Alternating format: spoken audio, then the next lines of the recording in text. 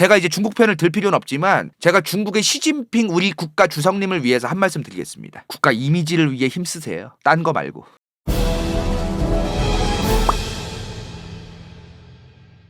오늘의 컨텐츠 중국, 일본, 북한 설명회. 중국이랑 일본이랑 북한의 어떤 국제정치적 상황, 외교 정책적 상황 이런 것들에 대해서 궁금하시다는 분들이 되게 많았어요. 바로 코앞에 있는 중국, 일본, 북한에 대한 국제정치적 얘네의 상황 이거를 좀 여러분들이 이해하시기 쉽게끔 간단하게 설명을 드리도록 하겠습니다. 첫 번째 중국. 중국의 상황. 중국이 도대체 뭘 원하는 걸까요? 어떤 외교 전략을 채택하고 있을까? 중국은 지도자에 따라서 너무 달라요. 마오쩌둥이랑 덩샤오핑이랑 둘 다 또 방법이 달랐고 후진타오랑 또 달랐고 시진핑도 또 다르다는 거죠. 중국이 덩샤오핑부터 시진핑 사이에 후진타오 때 했던 전략이 뭐냐면 매력 공세입니다. 참 어펜시브. 이게 뭐냐면 우리는 위험한 나라가 아니다. 요런 거죠, 요런 거. 이빨을 갈고 있지만 그걸 드러내지 않으면서 매력적으로 이제 보이게 하는 거. 이제 그런 걸 이제 매력 공세라고 해요. 후진타오가 머리가 좋은 사람이야, 이 사람이. 공청단 출신이에요, 공청단. 공청단이 뭐냐면 공산당 청년당. 어릴 때부터 중국의 애국심을 가진 청년을 만들지만 동시에 똑똑한 애들을 만드는 거예요. 엘리트 코스를 밟게 하는 거예요. 따로 얘네들만 이제 정부 차원에서 중국 정부 차원에서 이제 관리를 하면서 가르치는 거죠. 이 공청단 출신들이 몇 명 있어요. 이 아저씨, 리커창 아저씨. 이 아저씨도 공청단 출신이에요. 이 양반 후진타오 때부터 공산당 그 간부로 일했거든. 공청단 출신들이 정치하는 거 보면은 주제를 알고 덤빌 거 덤비고 안 덤빌 거 안 덤빌고 생각을 하고 하는 느낌? 그러니까 당시에 후진타오가 했던 매력 공세라고 하는 거는 우리는 경제적으로 계속해서 발전하기를 희망하고 앞으로 계속해서 이제 자유시장 경제 체제 안에서 미국이라든가 다른 수많은 국가들하고 잘 지내면서 군사적으로 너네 국가들하고 충돌도 안 하고 짜져서 경제만 우리는 무궁무진하게 열심히 노력할 거야. 요런 느낌인 거예요. 저 매력 공세가. 근데 우리 금평이 형 시진핑으로 오면서 이제 수많은 국제정치학자들이 중국을 고립시켜야 된다. 중국을 견제해야 된다. 중국 저거 나대기 시작했다. 중국을 밟아놔야 된다라고 수많은 의구심을 품기 시작합니다. 시진핑 때부터. 대략 2010년 초중반이죠. 그러면서 중국과 관련되어 있는 그 국제정세가 급변해요. 그러니까 후진타오 때만 해도 그렇게 급변하지 않았는데 이 양반 때부터 이제 급변하기 시작해. 중국의 경제력이 급부상하면서 미국의 중국 견제가 이제 생긴 거죠. 그리고 시진핑이 이빨을 드러내기 시작했으니까. 근데 한 발 늦은 느낌이 없잖아 있어요. 시진핑 때부터 중국이 대놓고 얘기하죠. 우리 개짜름? 이런 느낌으로 좀 가고 있어요. 그죠? 물론 중국은 알고 있어요. 자기들이 지금 경제 군사적으로 대놓고 미국이랑 완벽하게 척을 지고 살 수는 없다는 걸 알고는 있어요. 글로벌 경제 시장 체제에서 내가 저 나라가 밉다고 해서 저 나라랑 맞다이를 깐다. 그거 쉽지 않아요. 경제라든가 이런 게 다 유기적으로 연결되어 있기 때문에 내가 저 나라랑 아무리 지금 티격태격하고 있어도 함부로 조지면 안 돼요. 중국도 그걸 알고 미국도 그걸 알아. 그래서 서로 함부로 건들기는 좀 어려운 게 있다는 거. 문제는 본인들이 그걸 인지하고 있으면은 대가리를 어느 정도 숙여가거나 아니면 그냥 들고나 있어야 되는데 자꾸 쳐들어.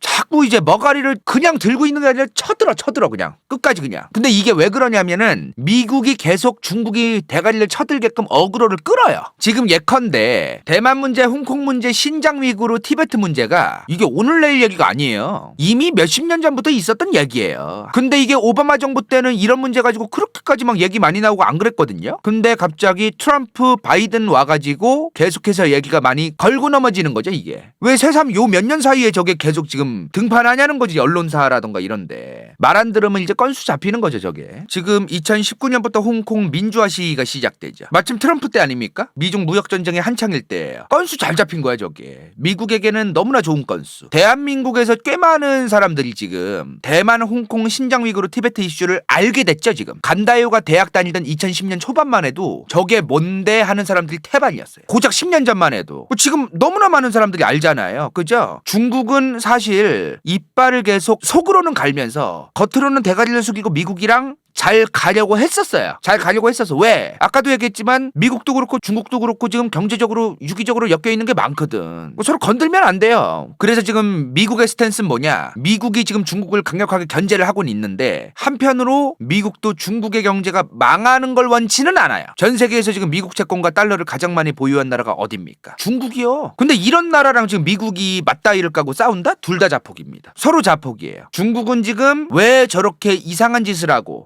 미국도 왜 이렇게 되었는가? 여러 가지 따져봐야 되는데 일단 첫 번째로는 시진핑 때문입니다. 첫 번째로는 시진핑 때문이고 두 번째로는 트럼프 때문이에요. 이 둘의 공통점이 있어. 뭔지 아세요? 뭘까? 이 둘의 공통점이 뭘까? 둘 다 득보입니다. 둘 다 정치적인 기반이 없었던 사람들이에요. 그러면 어떻게 해야 돼 지금? 지지율을 빨리 끌어모아야지. 자기들이 원래 정치적으로 어떤 지지율이라던가 인지도라던가 이런 게 굉장히 높았던 사람들이 아니요. 트럼프는 인지도는 높았죠. 근데 정치적으로는 아니었거든. 근데 트럼프가 어떤 걸 표방했습니까? 지금 공화당이든 민주당이든 기존의 정치인들은 썩었다. 나는 돈이 많기 때문에 나는 부패할 이유도 없고 나는 내가 정치하면 잘할 거다. 자기의 인지도를 더욱더 명예를 만들기 위해서 대통령이 된 사람이에요. 저 사람은.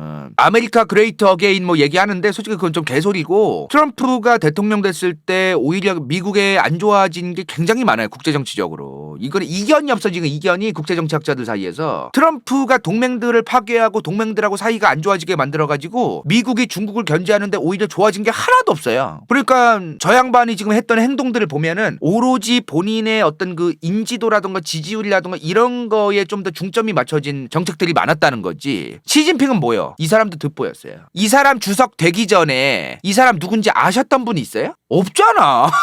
중국 안에서도 저 사람이 그렇게 알려진 사람이 아니었어요. 시진핑이. 우리나라는 당연하고 중국의 안에서도 인지도가 별로 없었던 사람이 갑자기 주석이 되기는 됐단 말이에요. 그죠? 그러다 보니까 본인의 어떤 그 권력을 공고히 하고 본인의 세력을 만들고 영향력을 확대하고 본인의 인지도 지지율을 중국 대륙 안에서 끌어모으려면은 지금 하는 짓거리를 해야 되는 겁니다. 지금 중국은 시진핑의 지지율을 위해서 열심히 부단히 노력을 해야 돼요. 지금 중국 내 소수민족 문제부터 처리해야 됩니다. 신장 위구르 강제 수용소 문제가 언제부터 튀어나왔어요? 2017년부터 본격적으로 나와요. 미국이 본격적으로 중국을 견제하기 시작했던 게 2015년 전후입니다. 이미 예전부터 2000년대부터 수많은 국제정치학자들이 중국은 미국을 못 따라잡을 거다. 중국은 미국을 못 따라잡을 거라고 생각했었어요. 노무현 정부, 이명박 정부 있었던 2000년대 중후반에 이미 중국이 계속 경제 성장률이 고도 성장을 하면 미국을 따라잡을 수도 있겠다는 얘기가 나오긴 나왔는데 근데도 국제정치학자들은 따라잡지 못할 가능성이 높다고 했어요. 왜? 국내 문제가 너무 많기 때문에. 중국은 미국과 다르게 국내 문제가 너무 많다. 국내의 민족 갈등도 너무 많고 해결해야 될 게 첩첩산중이다 지금. 이게 무슨 말이냐면은 국내 문제가 많다는 게 뭐냐면요. 국내의 갈등이 많다는 게 다른 수많은 나라들에게 휘둘리거나 어그로 끌릴 게 많다는 거예요. 국내가 결집되어 있고 집결되어 있으면 다른 나라들이 백날 그 지랄 떨어도 안 먹히거든요 그게. 근데 중국은 저렇게 분열되어 있는 거와 관련된 다른 민족들끼리 분열되어 있는 거와 관련되어 있는 거리가 너무 많아서 중국이 미국 말 안 들어. 대번에 지금 뭐 하고 있어. 미국이랑 서방 진영 국가들이 지금 중국이 마음에 안 드니까 대번에 하는 게 지금 신장 위구르 얘기, 대만 얘기, 홍콩 얘기, 티베트 얘기 이 얘기 꺼내잖아요 지금. 얘네들이 외교적으로 다른 나라에 마음에 안 들었을 때 공격받을 여지가 많다는 거야. 그 공격을 받는다는 게 꼭 전투기가 막 미사일 쏴대고 이것뿐만이 아니라 여론이라던가 언론이라던가 이런 걸 부추겨서 그 내부의 갈등을 더 심화되게 만들 수 있다는 거죠. 그러니까 그런 여지가 너무 많다는 거야 중국은. 그거 해결을 안 하면 미국을 따라잡기 어려울 거라고 보는 거예요. 중국의 내부 소수민족 문제는 중국의 뇌관이에요. 뇌관. 굉장히 예민하게 중국이 구는 이유가 있는 거야 그게. 근데 지금 몇몇 국제정치학자들도 얘기하는 게 있고 간다요 생각도 동조하는 게 있는데 중국이 애초에 등신같이 국제정치 전략을 세웠다. 등신 같은 국제정치 전략을 세운 중국에 대해서 미국이 어그로를 또 잘 끌었다. 지금 현재 상황이 그겁니다. 외교 전략을 세울 때 자기 나라의 이득이 아니라 자기 내부의 결속을 위해서 결정해요. 지금 당장 중국이랑 국가의 이득을 위해서는 내부 결속을 위해 이 국제정치 전략을 세우는 게 온당하다. 중화사상, 국가주의, 국뽕, 민족주의 이거를 중심으로 세우는 게 지금 당장은 다른 나라들이 우리한테 지랄을 할지 몰라도 멀리 보면 우리에게 지금 필요한 건 이거다 이 말이야. 그래서 동북공정 서북공정 별지랄 다 떨고 공정이랑 공정 다 하고 그리고 중국 네티즌들 사이에서 중뽕이라던가 국뽕이라던가 중화사상 같은 거 덮어지게 만들고 더 강력하게. 그래서 옛날에 속국이었던 베트남 새끼들 뭐 한국 새끼들 이런 얘기 하게 만들고 중국이 2013년도에 항공모함이랍시고 랴오닝함이라는 걸 보여줍니다.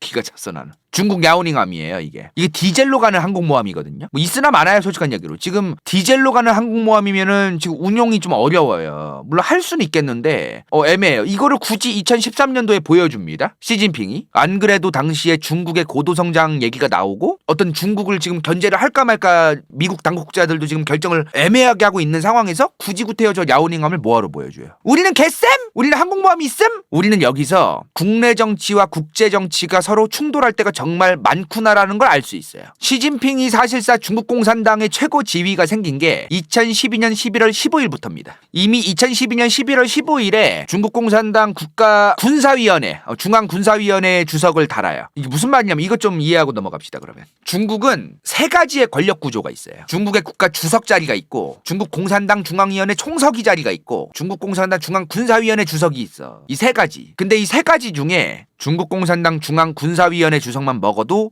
끝납니다. 게임 오버예요. 그냥. 덩샤오핑 아시죠? 지금 뭐라고 써있어요? 덩샤오핑은 단 한 번도 중국의 국가주석을 한 적이 없습니다. 군사위원회 주석한 거예요. 저 양반. 군사위원회 주석만 해도 다 할 수 있어요. 그래서 2012년 11월 15일에 시진핑이 일단 중앙군사위원회 주석이 돼요. 그 다음 국가주석은 나중에 되는데 별로 중요하지 않아. 아무튼 간에 시진핑이 이제 주석이 됐어요. 근데 이 사람이 중국에서 초반에 자기 파벌, 자기 측근 이런 게 든든하게 있지 않은 상태였단 말이야. 그러니까 다른 주석들에 비해서 보여주기 정책을 많이 해야 될 수밖에 없는 상황이 있었어요. 본인의 정치라던가 정치적인 수명이라던가 지지율이 공고히 될 때까지는 콘크리트 지지율이 생기게 하기 위해서는 빨리 보여주기 정책을 좀 많이 해야 되는 상황이 있었다는 거. 과거에 박정희 전두환 정부 때 왜 그렇게 보여주기 정책이 많았습니까? 국민적 지지를 못 받고 시작했기 때문이야. 인지도도 없었고. 시진핑이라는 사람도 국민적 인지도가 그렇게 높은 사람이 아니었거든.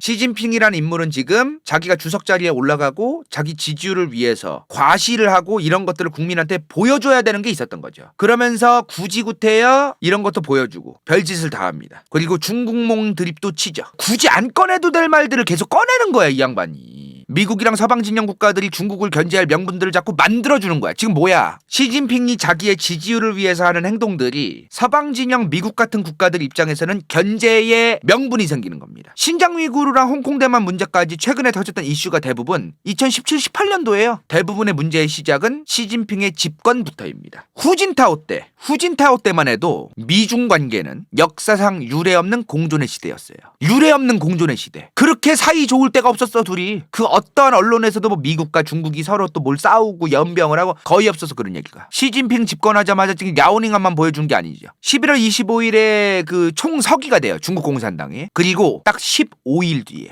중국몽 드립을 칩니다. 지가 총석이 되자마자 15일 만에 그리고 몇 달 뒤에 이걸 계획을 발표하죠. AIIB 아시아 인프라 투자은행. 그리고 나서 2015년 말부터 출범이 시작되죠. 저 AIIB 아시아 인프라 투자은행이 의미가 뭐냐면 돈을 이용한 영향력 행사입니다. 이 두 가지의 의미가 있어요. 여기서 독일과 중국이 다른 점이 이제 분명하게 드러나는데 국제 정치에서 정말 중요한 게 뭐냐면은 소프트 파워예요. 하드 파워랑 소프트 파워가 뭐냐면 그냥 국제 정치에서 국가의 힘, 국력 이걸 여러 가지로 나누는 어떤 그 기준이 있을 거 아니에요. 그 중에 하나는 또 얘라는 거죠. 하드 파워는 그냥 군사력, 경제력 이런 거야. 근데 소프트 파워는 그 국가의 이미지, 그 국가에 대한 호감도, 그 국가의 문화 이런 것들을 이제 의미하는 겁니다. 독일이 지금 수많은 주변국들과 개발도상국들의 원조도 가끔 하고 지원도 해주고 그러면서 자기 나라의 이미지 소프트 파워가 점점 높아지고 있어요. 지금 전 세계에서 2차 세계대전 전범국인 나라가 한두 개입니까? 근데 지금 독일이 2차 세계대전 최대의 전범국이었는데 그 쓰레기 같은 이미지였던 나라가 지금 독일 이미지가 어때요 지금? 2022년의 독일 이미지 전범국가입니까 지금 이미지? 아니잖아. 이래서 소프트 파워가 진짜 중요한 거예요. 절반일 때 나쁜 나라냐 좋은 나라냐 이미지가 이렇게 절반일 때는 조금이라도 좋은 나라 쪽으로 기울어져 있지 국가 이미지가 안 좋은 쪽이 아니란 말이야. 중국은 지금 전 세계적으로 이미지가 어때요? 안 좋은 나라로 되어 있죠. 안타깝다고 해야 되나? 나락이야 나락 이미지가 완전히. 전제 자체가 지금 달라요 지금. 근데 이 상황에서 지금 AIIB를 만든 겁니다. 이 AIIB도 인프라 투자 은행이잖아요. 근데 역사적으로 인프라 투자 은행에 크게 세 개가 있는데 이 세 가지를 좀 중점적으로 말씀드릴게. IBRD 월드뱅크 아래에 있는 거예요 저게. 국제 부흥개발은행이라고 하는데 저게 미국 주도로 1944년 만들어져요. 저거로 수많은 2차 세계대전 이후에 수많은 개털된 유럽 유럽 국가들 이 IBRD를 통해서 미국의 지원을 받습니다. 마샬 플랜이라고도 하죠. 마샬 플랜. 우리나라도 저 IBRD 덕분에 6.25 이후부터 미국한테 원조 많이 받아요. 저 IBRD를 통해서. 한국이 1968년부터 1999년까지 받았던 차관액이 얼마냐면 156억 달러입니다. 어마무시한 돈이죠. 실제로 저 IBRD에서 받은 돈으로 철도 깔고 농업용수 개간 사업하고 새마을운동 했고 영동고속도로 깔고 동해고속도로 깔고 그랬어요. 이런 걸 함으로써 우리나라가 미국에 대해서 어떻게 생각을 하게 돼요? 좋게 생각하지. 고마운 나라다. 그 미국이란 나라의 지원이 없었다면 우리는 이러한 인프라라던가 이런 걸 깔 수 없었을 텐데 이런 지원들을 해줘서 참 고마운 나라네 라는 소프트 파워가 생기는 거잖아요. 미국에 대한. 그죠? ADB는 일본 주도하에 생긴 거예요. 이 ADB가 중국이랑 베트남 같은 데에 2000년대에 도로 같은 거 막 깔아주고 그랬어 얘네도. 근데 ADB는 일본 주도하에 만들어진 ADB인데 왜 경쟁국가고 봉쇄를 해야 되고 견제를 해야 될 중국의 도로를 깔아줬을까? 돈이 되거든 그게. 이게 ADB가 출자해서 그 돈으로 중국의 도로를 깐다. 그러면 중국은 그 돈을 ADB에 갚아야 돼요. 저 ADB의 돈이 어디로 가? 기업한테 갑니다. ADB가 출자해서 도로를 까는 그 사업에 일본 기업들도 들어갑니다. 그러면 일본 기업들은 갑작스럽게 수주를 받고 돈을 버는 거예요. 저걸 통해서 이제 이자 놀이도 하고 이자도 받고 이제 국제정치적인 영향력도 행사하면서 또 자국 기업들이 돈도 벌게 알고. 비슷해 지금. ABRD든 ADB든 AIIB든 셋 다 인프라 투자를 함으로써 이 AIIB를 통해서 A 국가에다가 이제 뭘 꿔주고서 그걸 뭘 해줬다. 이 A 국가가 돈을 꿔가지고 뭘 도로를 깔 거 아닙니까? 그리고 AIIB 돈으로 중국 기업은 돈을 벌어요. 그리고 이 A 국가는 AIIB한테 이자라던가 돈을 갚아야 될 상대가 된 거죠 이제. 그리고 AIIB의 영향력이 좀 미치겠죠. 요런 것 때문에 이제 이런 게 존재하는 거예요. 중국이 AIIB를 만든 게 중국만 만든 건 아니라는 거죠 지금. 미국도 만들었고 일본도 만들었었다는 거.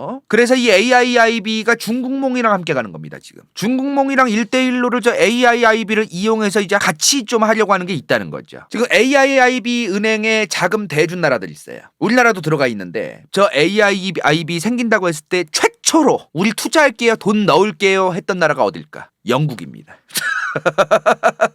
이 나라는 금융 자본이 많은 나라인데 그거 말고 뭐가 없어요. 돈으로 돈 불리고 돈으로 돈 굴리는 거는 하여튼 제일 먼저예요 이 양반들이. 영국은 금융 국가기 때문에 돈 벌어야 돼. 저기 돈 넣어야 자기 기업들도 돈 벌고 자기들도 그 출자한 거로 이자 벌고 이제 그러거든. 그래서 이러한 돈들을 AIIB가 뭐 동남아에 있는 국가들한테 꿔주고 너네 여기다 도로 깔아 아니면 철도망 건설에 나중에 갚아도 돼. 지금 일단은 돈 꿔줄 테니까. 그리고 그 돈 꿔준 거를 이용해서 그 국가에 영향력을 행사하는 거. 그리고 그 국가의 그 깜으로써 또 자기 나라의 기업들도 돈을 벌게 하는 거. 단순하게 보면 이 AIIB라던가 AIIB뿐만 아니라 IBRD나 ADB의 실체가 이런 거다. 문제는 저 AIIB는 문제가 없어요. 저걸 뭐 중국만 했던 것도 아니고 다른 국가들도 했던 거니까 뭐 할 수 있는데 문제는 중국이 문제입니다. 중국을 싫어하는 나라가 아시아에 너무 많아요 지금. 중국 주변에. 인프라 투자를 지금 받아야 되는 나라들 있잖아요. 뭐 예를 들어 인도네시아나 뭐 말레이시아 아니면 다른 동남아 국가들도 저 AIIB한테 돈 꿔가지고 인프라 깔고 싶어 해 실제로. 근데 그거를 함부로 꾸지를 못해요. 왜? 국민들이 반대하거든. 국민들이 반대를 해요 저걸. 왜 그러냐면 이게 역사적으로 일단 중국인에 대한 이미지가 별로 안 좋은 것도 있고 중국 화교들이 일단 동남아에 너무 많은데 동남아 사람들이 이런 화교에 대한 피해의식이 있어요. 화교들이 동남아 국가 몇몇 국가에서는 경제를 쥐락펴락하는 나라들이 있어요. 실제로 말레이시아에서 싱가포르 갈라져 나온 것도 그런 거 아닙니까? 말레이시아 사람들이 저 화교들이랑 같이 함께 가기 싫다고 난리쳐가지고 싱가포르를 떼줘요 그냥. 니네끼리 살으라고 화교들. 그러면서 싱가포르가 생긴 거예요. 그런 게 있단 말이야. 말레이시아도 화교들에 대한 이미지가 별로 안 좋아. 그러니까 그런 게 있다 보니까 일단은 중국이라던가 어떤 관련되어 있는 어떤 같이 할 수 있는 자기들이 혜택을 보는 건데도 별로 원치 않는 그런 게 좀 많다는 거예요. 그 국가들의 정부는 알아. 이 동남아에 있는 국가들의 정부들은 자기들도 지금 인프라를 깔아야 되는데 돈이 없어가지고 지금 피곤하다 진짜 큰일 났다 이거 어떡하냐. 이거를 아는데 그 양반들도 정치꾼 아닙니까? 당선이 돼야 될 거 아니에요. 대중들이 그걸 원치 않고 국민들이 원치 않으니까 실제로 이 나라에 필요한데도 불구하고 안 하는 겁니다. 저금리로 차관 꺼준다고 해도 싫다는 거예요. 중국은 착각한 거지. 자기 나라의 소프트 파워를 키운 다음에 중국몽도 해야 되는 건데 자기 나라의 소프트 파워가 별로 또 좋지도 않은데 갑자기 중국몽을 하는 거야. 인프라 투자 해주겠다면서. 그러니까 반발심이 계속 생기는 거야 이게. 돈 준다고 하면 좋아하겠지라고 했지만 그렇지 않은 겁니다. 그래서 지금 2022년에서 가장 중요한 게 뭐예요? 국가의 이미지가 경제입니다. 그럼. 하드 파워에 있는 그 경제력이 영향력을 굉장히 많이 행사했었어요. 국제 정치에서. 근데 이제는 국가 이미지가 안 좋으면 아무리 경제력이 좋아도 별 볼 일이 없어질 수도 있는 세상이 왔다는 겁니다. 근데도 지금 다른 나라 역사 지들 거고 다른 나라들 무시하고 지금 그러고 있잖아요. 중국이 왜? 시진핑이 지지율 때문에. 이거 잊으면 안 돼요, 여러분들. 중국에 국내 문제가 있어요. 민족들 간의 갈등이 있단 말이야. 그리고 국내에서 시진핑의 영도 아래 지금 시진핑 하나로 똘똘 뭉쳐야 되는 게 있단 말이지. 그렇게 하자니 다른 나라들에 대해서 역사 왜곡을 하고 그 짓거리를 할 수밖에 없거든요, 지금. 또 그래서. 근데 또 자기들의 경제력을 이용해서 다른 나라에 영향력을 끼치고 싶은데 소프트 파워가 또 안 좋은 거야, 이것 때문에. 이러자니 뭐하고 저러자니 뭐한 거야, 지금 중국의 상황이. 중국의 상황은 그러하다. 이걸 이해해야 돼요. 그러니까 이해해 주라는 게 아니라 우리가 이해하고 저 나라의 행동을 봐야지, 이걸 모르고 보면은 저런 미친 새들, 씨부레 저 중국 저거 미친 새들 아니냐고 욕만 하고 끝나는 거예요. 이걸 알고 얘네 이래서 이러는구나, 이렇게 알아야지. 그럼에도 불구하고 중국이란 나라는 시진핑의 장기 집권을 위해서 우리는 초패권 국가라는 지표를 만들어내려고 할 겁니다. 착각하는 거죠. 저 나라가 초패권 국가가 된다 한들 초패권 국가가 아닐 겁니다. 저 나라를 누가 좋아하겠어요? 누가 이뻐할 것이며, 누가 무역을 많이 활발하게 하고 싶을 것이며, 누가 저 나라 안에 들어가가지고 사업을 하고 싶을 것이며, 건수 잡힐 때마다 아마 공격을 할 겁니다. 제가 이제 중국 편을 들 필요는 없지만 제가 중국의 시진핑 우리 국가 주석님을 위해서 한 말씀 드리겠습니다. 국가 이미지를 위해 힘쓰세요. 딴 거 말고. 딴 거 필요 없어요. 지금 그 나라에 필요한 건 국가의 이미지입니다. 이미지. 그 이미지 신경 안 쓰시면서 뭐 백날 해봤자 소용없을 거예요. 아무튼 그런 게 있다는 거. 뭐 중국을 미워해서 하는 말이 아니고 중국도 좋은 나라가 되고 이미지가 좋아져야 또 우리나라도 그 중국을 이용해서 돈을 벌고 서로 누이 좋고 매부 좋고 아니겠습니까? 근데 당신네들 이미지가 안 좋아서 뭘 같이 하기가 어려워요. 자, 어찌되었든. 근데 지금 시진핑은 머리가 아플 것 같죠? 한편으로 좋아요. 지금 전 세계가 중국을 때려주고 중국을 욕하지 않습니까? 그럴수록 중국의 시진핑 지지율은 올라가고 전 세계 국가들이 우리 중국을 공격하고 저 미제 승냥이들이 우리를 공격하니까 중화 사상은 더 공고해질 겁니다. 더 강력해질 거고요. 그 국뽕과 민족주의가 더 샘솟아서 역사 왜곡을 국민들이 알아서 해줄 것이고, 가짜 뉴스를 중국의 국민들이 알아서 더 생산을 해주실 것이고, 시진핑의 영도 아래 더 무궁무진한 결속력, 이거를 만들어 가겠죠. 상황이 그렇습니다. 지금. 그럼 뭐예요 지금? 한편 중국의 내부 결속은 더욱 끈끈해질 것이다. 여러분들이 중국 욕하잖아요. 욕하실수록 끈끈해지는 것만 더 생기는 거예요. 역사 왜곡은 더 극심해질 거고요. 동북공정은 거의 확실시 될 거고요. 중국 내부에서 별짓거리 다 할 겁니다. 많은 사람들이 저걸 까야 된다, 지랄해야 된다 뭐 이러시는데 그렇게 해결된 인류의 역사가 아니에요. 생각보다. 옳은 소리에서 그 옳은 소리대로 인류 역사가 흘렀습니까? 전혀 아니에요. 인류는 지가 꼴리는 대로 해왔습니다. 내가 지금 이게 옳고 쓰고 한약이더라도 사탕을 먹어가면서 그냥 살아왔어요. 인류는.